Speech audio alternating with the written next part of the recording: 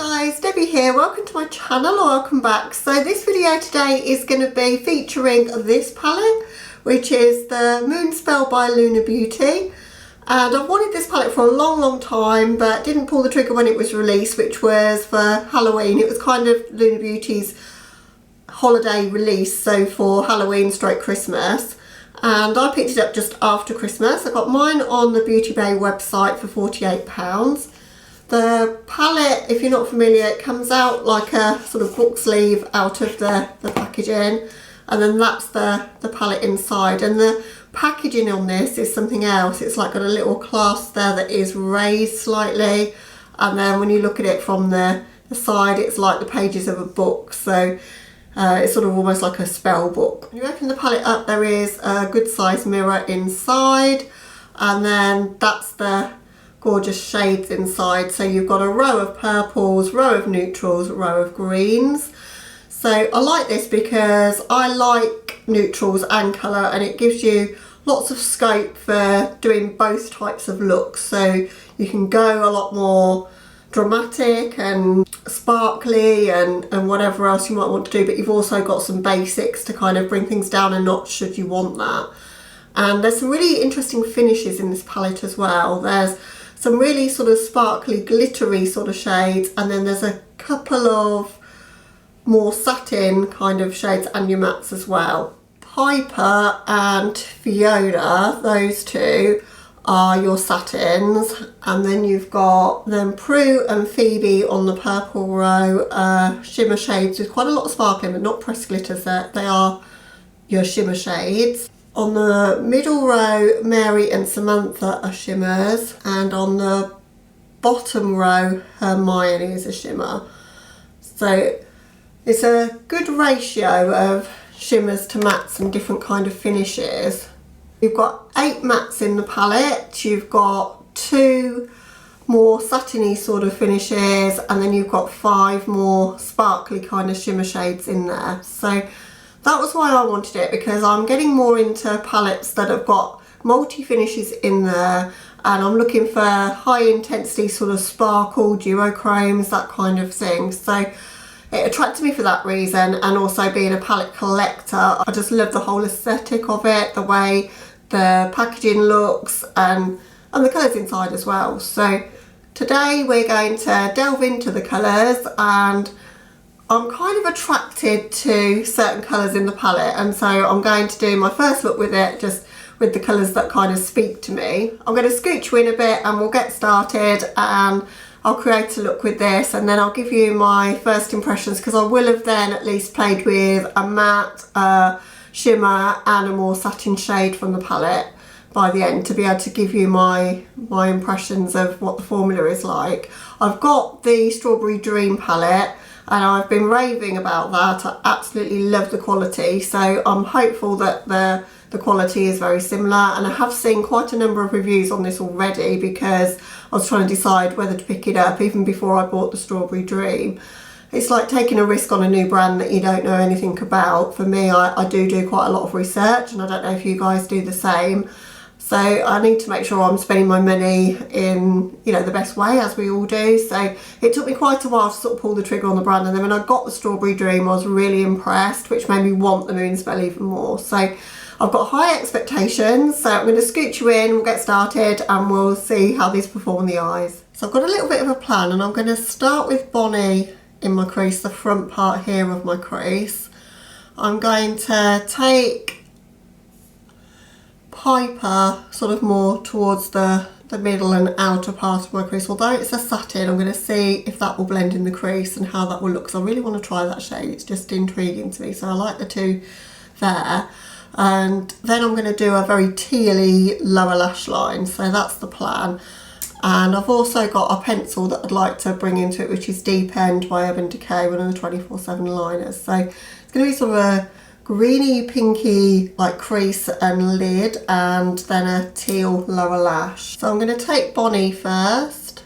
I've got a Morphe M321 brush. I've already primed my eyes, but I've just used concealer today. I kind of had too much concealer under my eyes and decided to just drag it up. So we're using that.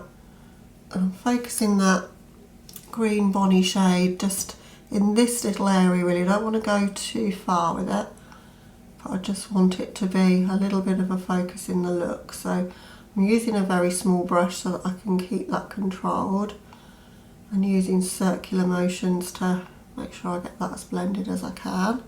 It's beautiful sort of chartreusey green. I think that's the word for green, isn't it? Chartreuse? I think so. I think this is one of these shades that it's showing up in my look and it's looking grungy. I think if you wanted to get it to look a lot brighter over a white base would help, but it is showing up pretty good. Looks alright. There's a slight bit of kick up in the pan, but nothing too dramatic. But I never really have too much problem with kick up in any case, because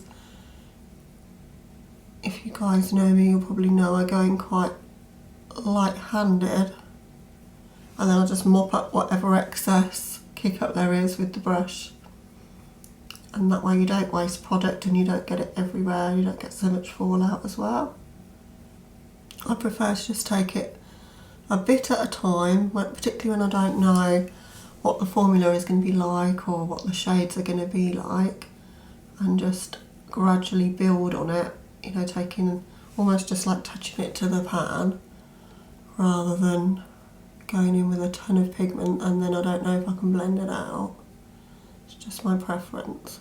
To blend that out a bit, I've got a large blending brush here. This is the Linda Hallberg 304, but no additional product on it, just to make sure that it's as seamless as I can get it just on that inside edge there, without blending it away. And it's not blending away, it's laying down really nicely actually. Now I might live to regret this because it's going to be a strange colour combo and I'm going to have to be careful how it touches. But I am going to go in with a matte first. I'm going to go in with Page, and then I'm going to use that satin more as we get towards the edge. So I'm going with this one first. So I'm placing that next to the Bonnie shade, but not really blending it into the Bonnie shade. So being a little bit precise and careful where I put it so that it doesn't blend into too much of a muddy mess, and that I can see distinctly those two shades. They look quite nice together though, and that shade's a lot more pigmented than I was expecting it to be. The brush I'm using here is the E18. Just acquired these Morphe brushes and so glad I did.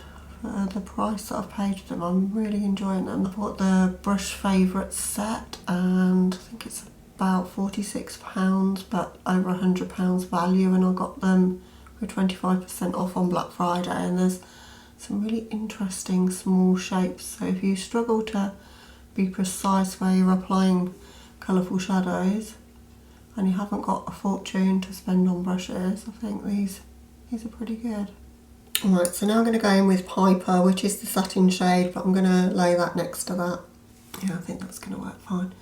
It's just a slightly deeper version and a bit more shiny version of the Page shade that I've laid down, so I think it's going to work okay.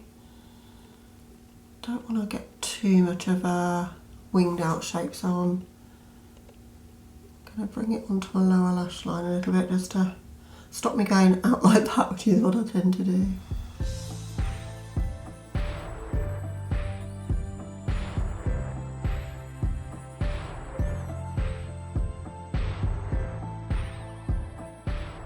Not too much difference once they're on the eye between those two shades actually. I think this one's just slightly darker than the one I've used in the middle of my crease, and a little bit more shiny and satiny.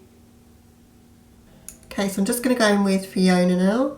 I'm going to place that on the lower lash line but connecting it to that Piper shade, the satin that's in the outer corner.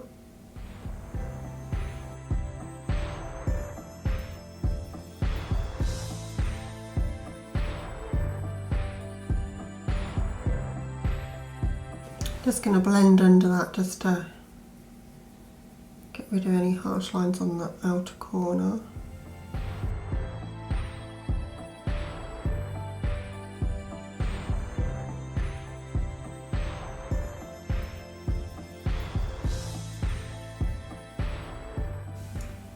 I like how smoky that's going on the lower lash line. That's pretty.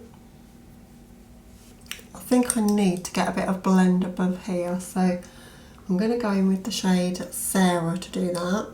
I'm going to end up using quite a few colours by the time I'm done. This is how my looks tend to evolve. I'm just taking a very small amount of this, just on the very outer edge of that. Just to knock things down a level, because it looked very stark from where that is, very harsh, so I don't want that. I want it almost to look like a watercolour, you know, just like very, very faint.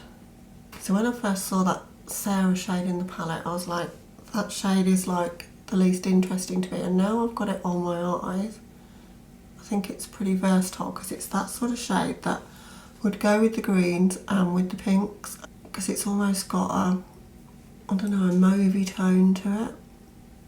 That's instantly made things blurred, which is what I wanted. Really liking this now. Wasn't sure at the beginning. I'm going to use all my eye space, I think, and take that Sarah pretty much to the top.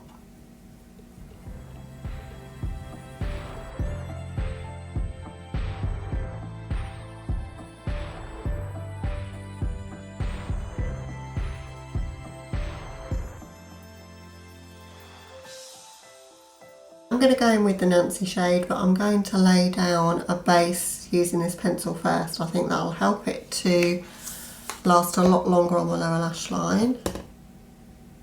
So I'm taking that into my waterline and on my lower lash. And then just taking Nancy and setting that eye pencil really. So I've got an M506. This brush looks like it's going to be one of my new favourites. I love the pointed shape but how it's fluffy, so I can't get over how much I'm enjoying these brushes. I needed small brushes in my life for the longest time. I've struggled on with ones that are far too big to do this sort of detailed work, and these are so much easier. Got quite a grungy lower lash line, quite blown out, and I quite like that. Just going to top up that Fiona shade just on the outer corner. I think I've blended away a little bit too much there. Okay, so I've deliberately left all my lid space. So I'm going in with NYX Glitter Glue, of course, and I'm going to cut out my lid shape with that. Trying to keep just to my actual lid with that pretty much, and use the shape of the brush to make sure I've got a crispish line there.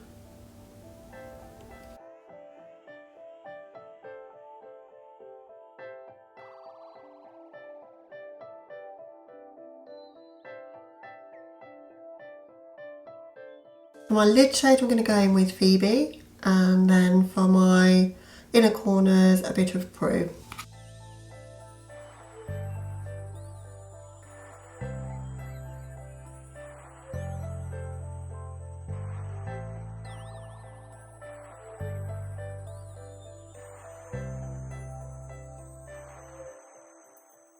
That's pretty because it's picking up the teal on my lower lash line, because there's a bit of a blue sparkle to that duochrome. It's gorgeous. Getting a tiny bit of fallout from that shade, but not too much, and I think packing it over the glitter glue has helped a lot with that. So for my inner corners, going in with Prue, because that is a very crumbly shade. I'm going to spray it.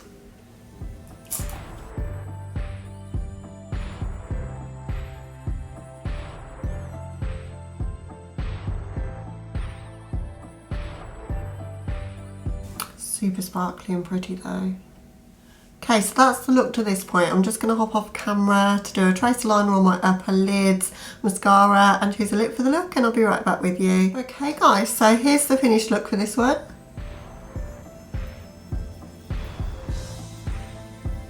For lips today, I've gone with a gloss. Don't wear glosses on their own that much, but this is quite a pigmented gloss. It's one of the Lucid Lips from Kaleidos, and it's the shade Mesmerise, so it's this one. And I think it really pulls out that pink in my crease and on my lids really well. So yeah, I think that goes okay with it.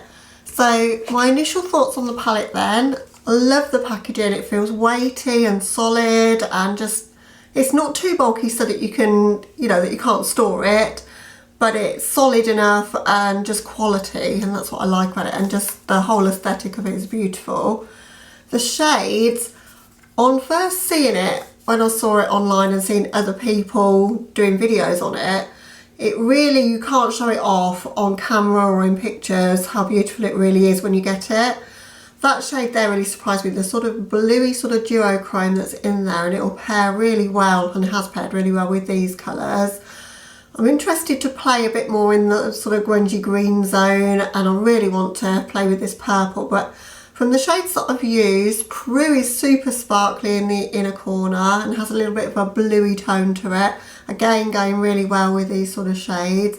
I love how, and I thought they would, that the satins will blend out and sort of become really smoky. So both the satins I've used in this look, I've used Fiona and I've used Piper, and I've enjoyed both of those. Both the formula of those seems very consistent to one another.